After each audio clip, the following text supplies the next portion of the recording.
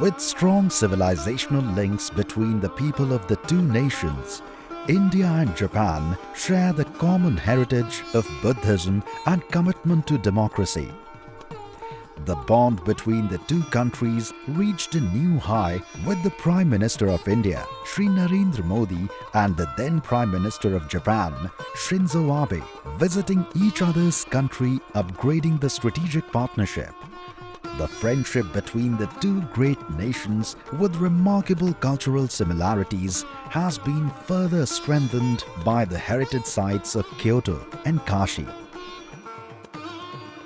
International Convention Center at Varanasi is shining example of bilateral and cultural cooperation which has been built by grant aid from Japan to create a platform for the cultural and social interactions.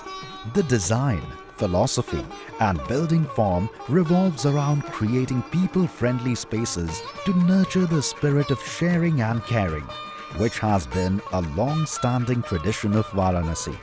Multi-purpose grand entrance lobby connects dedicated meeting and conference rooms, which can be used as art gallery space as well for showcasing the city's talent.